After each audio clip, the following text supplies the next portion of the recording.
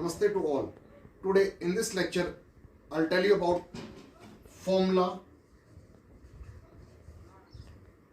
for electric energy.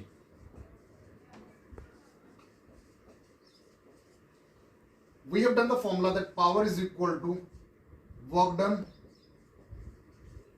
upon time taken.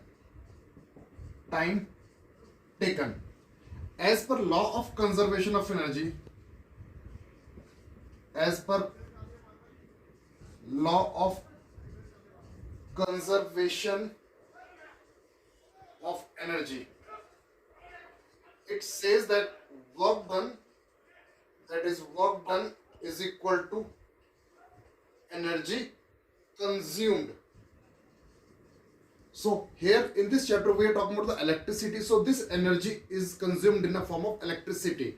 So we can write this formula that power is equal to electric energy upon time taken. Or if we write like this only, energy power is equal to energy upon time. So if we shift this time on the left hand side, so this formula will become energy is equal to power multiplied by time.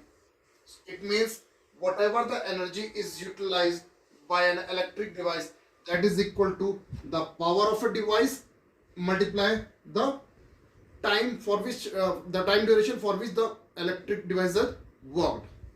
Now the next is the commercial unit of electric energy. Just now in previous lecture we have seen that the energy, that is the work done, the unit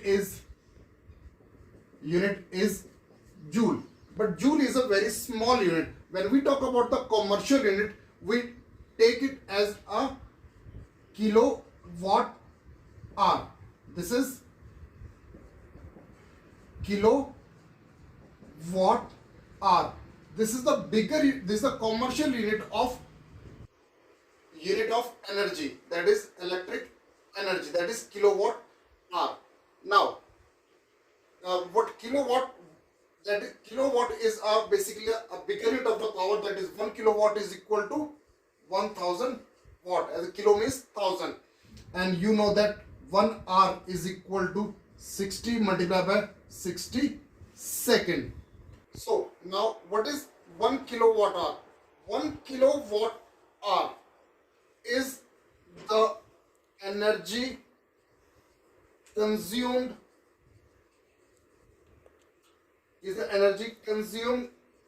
by a device of a power 1 kilowatt when work for 1 hour. It means if any of the device whose power is the 1 kilowatt, when it work for the 1 hour, when it works for 1 hour, so the energy is said to the unit is said to be the 1 kilowatt hour. Next is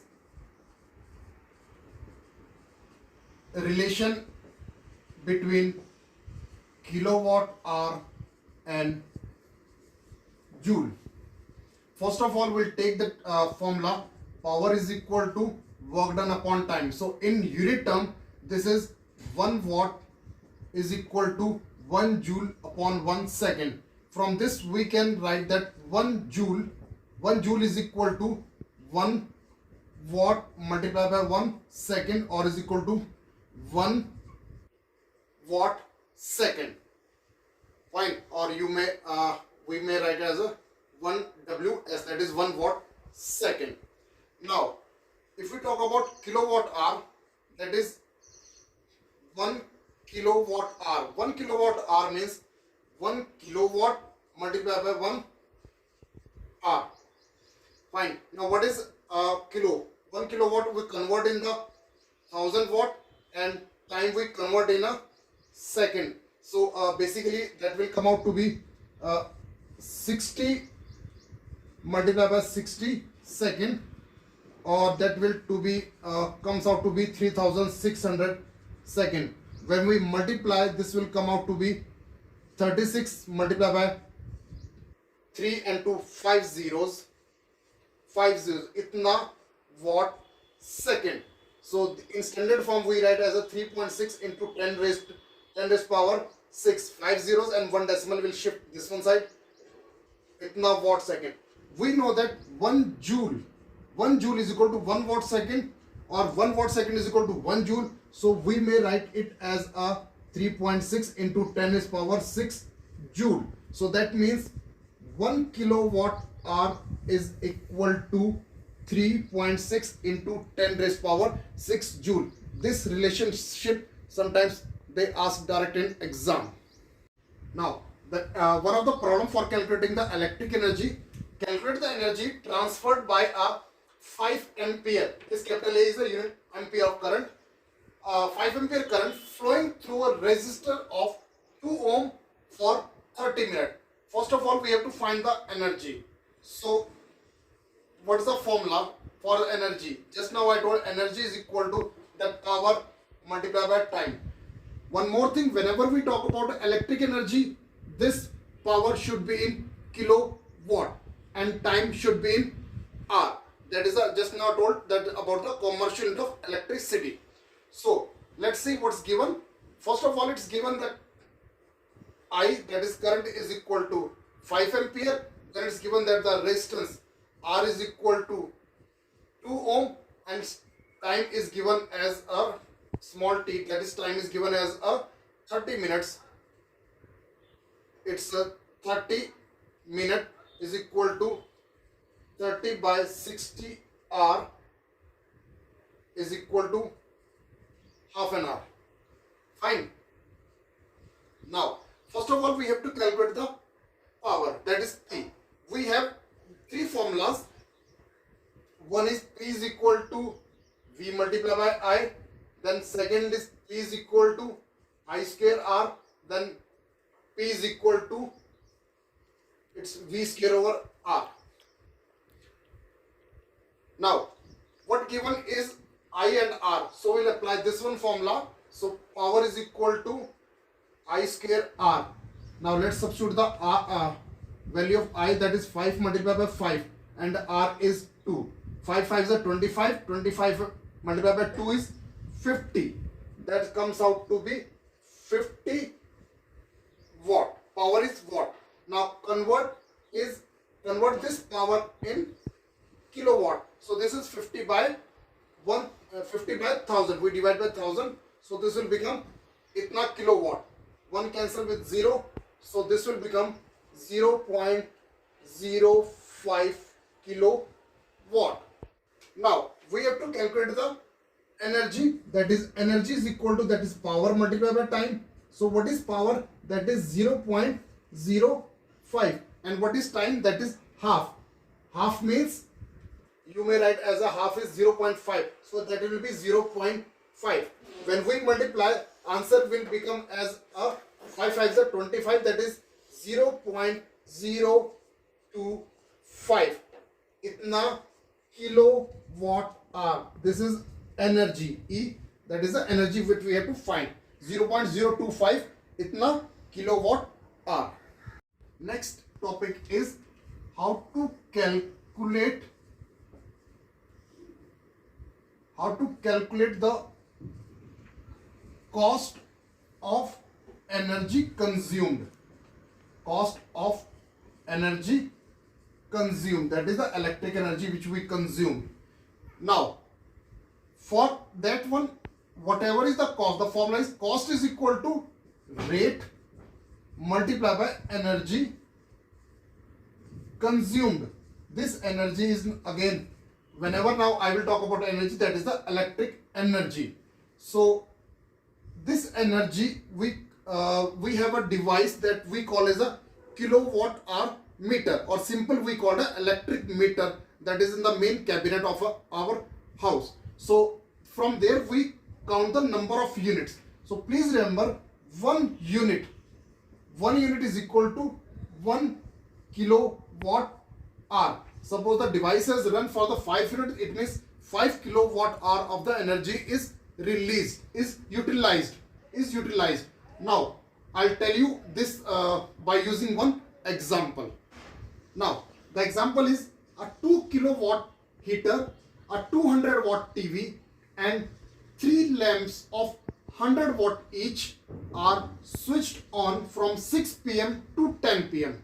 Now we have to calculate the total cost if the rate is rupees 5.50, that is 5 rupees 50 paisa for 1 kilowatt hour, that is for 1 unit. First of all, we have to find the total power in kilowatt. So if we talk about heater, that is the 2 kilowatt. If we talk about TV, that is 200 watt, or we can say that is 200 by 1000 will become 0.2 kilowatt. And if we talk about bulb, that is a lamp.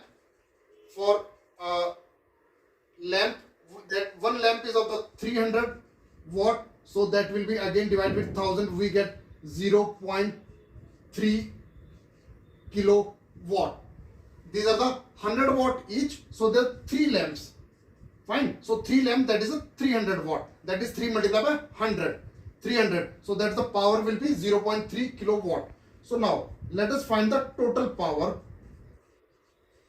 Total power is equal to 2 kilowatt plus 0.2 plus 0.3 is equal to 2.5 kilowatt. Now what is the time taken? Time taken is, that is from 6 pm to 10 pm. So that is equal to 4 hour. That is 4 hour. Now we have to find the cost. Before finding the cost, we have to find the energy, how much is utilized. So that is energy is equal to power multiplied by time. What is power? That is 2.5. And what is time? That is 4. So 2.5 multiplied by 4, that will be 10 joule, 10 kilowatt hour, that is 10 kilowatt of the kilowatt hour energy is utilized. Now come for the cost. So total cost is equal to whatever the rate multiplied by energy utilized. Now the rate is given as a 5.5. This is 5.50 multiplied by energy utilized, that is 10. When you multiply, that will be 55. So it means the cost comes out to be rupees 55 as per this numerical. But one thing, please remember, when you get an electricity bill at your home, in that bill there are different taxes are also added, so that's why the amount comes out to be a little more. Now the next topic is heating effect of current. Whenever electric current passes through a device, there are 3 effects that is produced by the current. First is chemical effect. Second is the magnetic effect. And third is the heating effect. Magnetic effect we will study in next chapter, that is in magnetism, and chemical effect we will study in the further classes. I'll give you but one example of each. In chemical effect, that is the electrolysis, fine, and or some reactions are there with the help of electric current. The next, the magnetic effect, we can make a soft iron core as a magnetism. It means which is a partial magnet what we make, not a permanent magnet. Fine. We also use otherwise current for making a permanent magnet. In this our chapter we have a heating effect of current. Now let us talk about the heating effect. Now heat is also a basically type of energy. Heating effect, there are so many appliances in our daily life. For example, we have electric iron, that is electric iron. We have an oven, we have a geyser, we have a bulb. So many devices. of a simple generator motor. So many devices are there through which when current passes through them, they produce the heating effect. Electric iron, that is a press what we use, then microwave, that is oven, then geyser to heat the water, then simple bulb, that is a yellow bulb, as I show you. This type of the bulb earlier we were using. This type of the bulb gives basically the light energy as well as the heat energy also. But a tube light basically gives light energy a little more. The heating effect of current means whenever current is passed through electric device having very high resistance, the object gets heat up. That is known as the heating effect of current. Again, I'll repeat. Whenever electric current is passed through a device having a high resistance, then that time the heat effect produced by, that is known as the heating effect of electric iron. You must have seen in the heater, the iron, that nichrome wire, that wire is made of a nichrome that becomes very hot. Now, for the formula, now to find the heat energy, you people know that work done, that potential difference is equal to work done upon the charge, or we can say work done is equal to V multiplied by Q. And what is V? As per Ohms, from Ohm's law, V is equal to IR. And what is Q? That from this formula of the current, that is I is equal to Q by T. So we can write Q is equal to I into T. So that will be Q is equal to I multiplied by T. So this work done is equal to I multiplied by I will become I square, and this will become R multiplied by T. This work done, we just now previous we have seen that work done is equal to the energy consumed. Here energy is basically released in the form of heat energy. So we are writing the symbol H for the heat energy. So that will become H is equal to I square R T. This equation H is equal to I square R T is known as a Joule's heating effect. Joule's heating effect, which shows that the heat produced in an object depends upon the square of the, is proportional to square of the current passing through them, is directly proportional to the resistance. More the resistance, more the heat. More the time, more the current will pass, more the heat will be produced. And for more duration the current will be passed, the object will become a little more heater. So this is the formula which is known as the Joule's law of heating effect. Joule's law of heating effect. Now, next topic is the application of the heating effect of current. Just now I told what are the heating effect. Few devices I told that few devices. For example, if we talk about electric oven,